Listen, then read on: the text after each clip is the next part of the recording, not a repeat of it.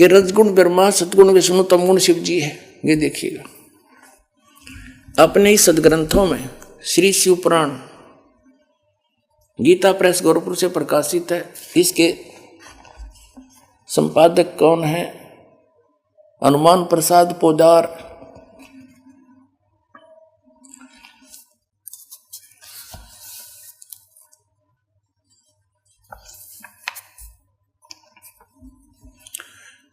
ये संक्षिप्त शिवपुराण रुद्र संहिता और संक्षिप्त शिवपुराण 110 पृष्ठ पर हम पढ़ रहे हैं। गीता प्रेस गोरखपुर से प्रकाशित मोटा टाइप। इस प्रकार ब्रह्मा, विष्णु और रुद्र इन तीन देवताओं में गुण हैं, यानी रजगुण ब्रह्मा, सतगुण विष्णु, तमगुण शिव। परंतु शिव गुणातीत माने गए हैं। वो शिव कौन है? ये इनका पिता है। ये वास्तविक रूप में नहीं आता, किसी कभी ब्रह्मा के रूप में आ जाता, कहीं विष्णु के रूप में। शिव पुराण में ये शिव के रूप में आया, जिस कारण से इसकी महिमा अलग से बनाई। अब इस कंसेप्ट को और क्लियर करते हैं कि इनसे अलग है उनका पिता। एक बार श्री ब्रह्मा जी और श्री विष्णु जी का आपस में झगड़ा हो गया, युद्ध हो गया। किस बात पे? ब्रह्मा जी कहता मैं तेरा पिता, विष्णु जी कहता मैं तेरा बाप। लट्ठम लट्ठा युद्ध हो गया शुरू। तो इस काल ने, इनके पिता ने, जो कहता मैं इनसे अलग रहता हूं, ये गुप्त रहता है, इसने ऊपर से एक स्तंभ छोड़ दिया, पिलर, लिंग पिलर का सफेद, इनके दोनों के बीच में खड़ा कर दिया एकदम। और बहुत लंबा चौड़ा, ऊपर तक लंबाई बहुत ज्यादा उसकी। इनने युद्ध बंद कर दिया, उसका और छोर खोजने में लग गए।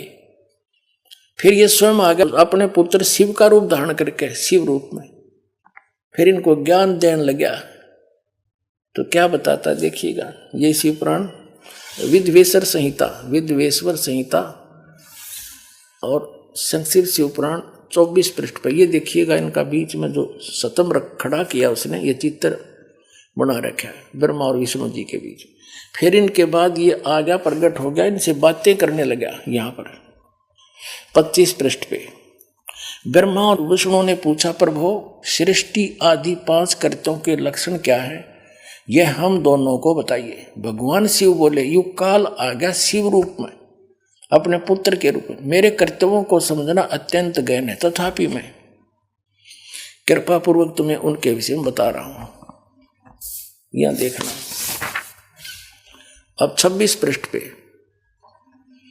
ये क्या कहता है, पुत्रों तुम दोनों ने तपस्या करके प्रसन्न हुए मुझ परमेश्वर से सृष्टि तथा सतिथि नामक 2 कृत प्राप्त किए। ये तो दोनों हो गए ब्रह्मा और विष्णु। फिर ये दोनों तुम्हें बहुत प्रिय हैं। इसी प्रकार मेरी विभूति स्वरूप रुद्र और महेश्वर ने, ये ने है मैंने, 2 अन्य उत्तम कर संहार और तिरोभाव मुझसे प्राप्त किए। अब से 2 गया, 2 थे ब्रह्मा विष्णु और 2 ये शंकर रुद्र और महेश्वर। 5वां यू बोलनिया जो शिव पुराण बोल रहा है। तो इससे क्या हो गया कि ये इनसे अलग है। ब्रह्मा विष्णु महेश ये तीनों देवताओं में गुण है, ये इनसे न्यारा है। हो गया शिव पुराण से सिद्ध। ये 5वां अलग से है इनका पिता। 4था ये रुद्र, तो 11 रुद्र अलग हैं, वो भी इसी की देन है, लेकिन वास्तव में 3 ही हैं ये, रजगुण ब्रह्मा, सतगुण विष्णु, तमगुण शिव। ये देखो हमारे सदग्रंथों में प्रमाण। मार्कंडेय पुराण गीता प्रेस गोरखपुर से प्रकाशित है। ये गीता प्रेस गोरखपुर से प्रकाशित है और ये यहां से प्रकाशित है। इसके 123 पृष्ठ पर ले चलते हैं आपको। 122 से प्रारंभ करते हैं। यहां पर मार्कंडेय जी ज्ञान बता रहे हैं।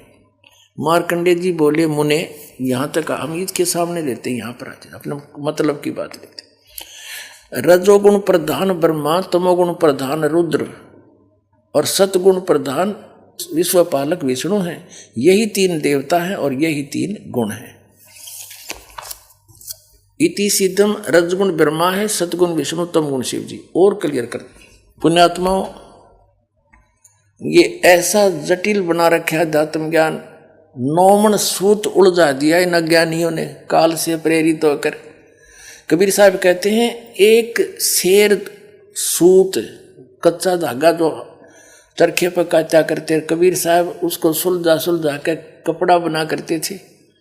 और किसी जुल्हे का किसी भी बालक ने गलती से कोई छेड़छाड़ दिया, वो सूत उलझ जाता उसका धागा, तो सारा दिन लग जाता था उसको सुलझाने में। बेचारे को एक शेर सूत को 1 किलो को अगर टूट गया तो गांठ लगी तक जिसका कपड़ा बुनना है वो ले को नहीं, पैसे दे नहीं, सारा व्यर्थ गया। धीरे धीरे सुलझा गांठ भी नहीं पड़े, टूटे भी नहीं और सुलझ भी जाए। तो कबीर साहब कहते हैं उसमें कितना मेहनत और परिश्रम, कितना समय लगता है। इन अज्ञानियों ने काल प्रेरणा से, नकली संतों महंतों आचार्यों और शंकराचार्यों ने, गुरुओं ने अध्यात्म ज्ञान को ऐसा उलझा दिया इस काल प्रेरणा से कि 9 मन सूत उलझिया, रेसी रहे झकमार, और सतगुरु ऐसा सुलझा दे उलझे ना दूजी बार।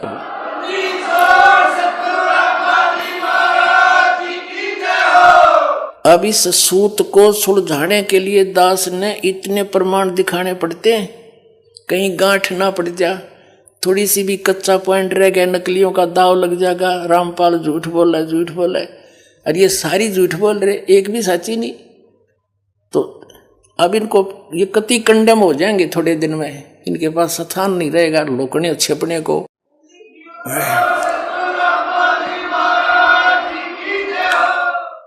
या तो ये संत स्वीकार कर लेंगे कि सचमुच सच्चाई यही है और सबको कह देंगे अपने भक्त अनुयायियों को, इनका भार हल्का होगा।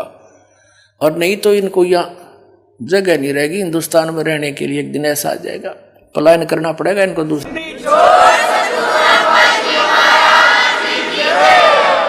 तो इस 9 मन सूत सुलझाने के लिए इतने एक बिंदु को क्लियर करने के लिए ढेर सारे प्रमाण दे करके फिर आगे बढ़ना पड़ता है। और तभी आज दास सफल हुआ, कबीर परमात्मा की रजा से उसके बच्चों को ज्ञान पहुंचाया। बुद्धिमान समाज सारे प्रमाण देखकर दांतों तले उंगली दबा रहे हैं, हे भगवान कहाँ छुपा था ये अनमोल ज्ञान। और रो रहे हैं गए और समय गए हुए समय को। यहाँ आते हैं भक्त, एक बूढ़ा सा व्यक्ति 60-65 साल का, और खड़ा खड़ा रो रहा, जो दर्शन कर रहा था। नो ऐसा उसका नो दिल कर रहा था जैसे सीने से लगा लूं, और कह रहा था 10-12 वर्ष मुझे क्यों छोड़ दिया अकेला। वो फंसा हुआ था जय गुरुदेव के। नो रोवे मुझे क्यों त्याग दिया था, मुझे क्यों छोड़ दिया, मेरे से क्या गलती बन गई, आज मिले मुझे सही ठिकाना। तो ऐसे रो रही पुण्यात्मा, कोई 30 वर्ष से कोई 20 वर्ष बर्बाद करके उनका कुकर पेटा भरेगा, सारा जीवन खो दिया। लेकिन पुण्यात्मा घबराइयो ना, यह साधना ऐसी है थोड़े दिन में रिकवर हो जाएगा सारा आपका पिछला सारा, चिंता मत करना।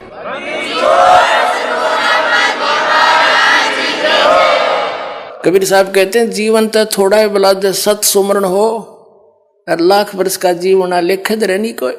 या सत साधना तो थोड़े जीवन में पार हो जाओगे, और जो वहां लुट पिटकाए वो तो घनी जोर तो अपना पिछला एरियर पूरा करेंगे और स्पीड तो लगेंगे और जल्दी काम बन जाएगा। तो बात तो थोड़ी सी है, कुछ ज्यादा नहीं। अब कंसेप्ट क्लियर करता है दास आगे। रजगुण ब्रह्मा है, सतगुण विष्णु, तमगुण शिव। ये देखिएगा, ये है श्रीमद् देवी भागवत हिंदी टीका सहित भाग 1। ये कहाँ से प्रकाशित है? अथ देवी भागवतम सभाष टीकम सहमात्यम। और ये कहाँ से छपी है? खेमरा श्री कृष्ण दास प्रकाशन, मुंबई। अब इसके तीसरे सकंद को दिखाते हैं आपको। अथ श्री मद देवी भागवते भाषा टीका युक्ते तृतीय सकंद है प्रारंभते। इसके प्रश्न नंबर 11 पर आपको दिखाते हैं। यह है प्रश्न नंबर 11। देवी भागवत भाषा टीका तृतीय सकंद अध्याय 5 का ये मंत्र नंबर हम 8वां पढ़ देंगे, 7वां या समाप्त हुआ। भगवान शिव अपनी माता दुर्गा से प्रार्थना कर रहा है कि हे माता, यदि हमारे ऊपर सदा आप दया युक्त हो तो हमको तमोगुण किस प्रकार प्रदान किया? तमोगुण में ब्रह्मा रजोगुण और हरि यानी विष्णु को सतोगुण युक्त किए। किस प्रकार युक्त किए? अब इस संस्कृत से अच्छी तरह समझ में आओगे। हम संस्कृत भी पढ़ सकते हैं क्योंकि देवनागरी लिपि है। यदि दया धर्मना, वही 8वां अध्याय है, इसका अनुवाद ऊपर है। यदि दया धर्मना न सदाम्बिके कथम अहम विहित, क्यों बना दिया मैं को तो तमोगुण है। भगवान शंकर कह रहा है मुझे तमोगुण क्यों उत्पन्न कर दिया आपने। और कमल जय, कमल से उत्पन्न होने वाले ब्रह्मा जी को रजोगुण संभव, इसको रजोगुण क्यों बना दिया। सुवित किमो, सुविहित किमो सतोगुणो हरि, विष्णु जी को क्यों आपने सतोगुण बना दिया। इति सिद्धम, इति सिद्धम रजगुण ब्रह्मा है, सतगुण विष्णु, तमगुण शिव जी। अब हम फिर आते हैं उस पवित्र श्रीमद् भगवद गीता को समझते हैं। 7वें अध्याय के 12वें श्लोक में देखिएगा। अब हमने श्रीमद् भगवद गीता ले ली है, वो सदग्रंथ रख दिए हैं। अध्याय नंबर 7 का और श्लोक नंबर 12 अब बहुत आसानी से समझ में आओगा। और भी जो सतोगुण से उत्पन्न होने वाले भाव हैं यानी सतिथि, और जो रजोगुण से यानी उत्पत्ति और तमोगुण से संहार होने वाले भाव हैं, जो क्रियाएं हैं, उन सब को मुझ से ही होने वाले ऐसा जान, क्योंकि नियमत यही है उसका। परंतु वास्तव में उनमें मैं और वे मुझ में नहीं है। यानी ये ब्रह्म जो है श्री कृष्ण में बोल रहा है, ये काल श्री कृष्ण में बोल रहा है। ब्रह्मा विष्णु महेश का पिता, और विष्णु ही श्री कृष्ण थे। अपने पुत्र श्री कृष्ण में आकर ये बोल रहा है और गीता का ज्ञान दे रहा है। अब क्या बता रहा है अर्जुन को, देखिएगा। अब हम 7वें अध्याय का 13वां श्लोक पढ़ेंगे। गुणों के कार्य रूप सात्विक, राजस और तामस, इन तीनों प्रकार के भावों से ये सारा संसार प्राण समुदाय मोहित हो रहा है। इन तीनों गुणों से परे यानी रजगुण ब्रह्मा, सतगुण विष्णु, तमगुण शिव जी से परे मुझ अविनाशी को नहीं जानता। ये क्या कह रहा है कि ये ब्रह्मा विष्णु महेश पर ही सब आसक्त होए बैठे हैं। इन तीनों गुणों से ऊपर मुझ ब्रह्म को ये नहीं जानते, कोई नहीं जानता। आगे देखो। अब 7वें अध्याय का हम 14वां श्लोक पढ़ रहे, 13वां 12वां पढ़ लिया। क्योंकि यह अलौकिक अर्थात अति अद्भुत त्रिगुणमयी मेरी माया, रजगुण ब्रह्मा, सतगुण विष्णु, तमगुण शिव जी द्वारा फैलाया गया जाल, ये बड़ी दुस्तर है, खतरनाक है।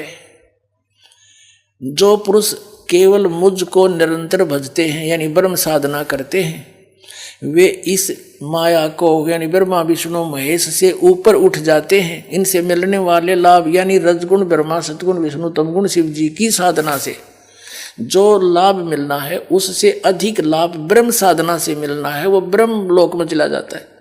और विष्णु का उपासक विष्णु लोक में, शिव जी का उपासक शिव जी के लोक में, ब्रह्मा जी का उपासक ब्रह्मा जी के लोक में, दुर्गा जी का उपासक दुर्गा जी के लोक में।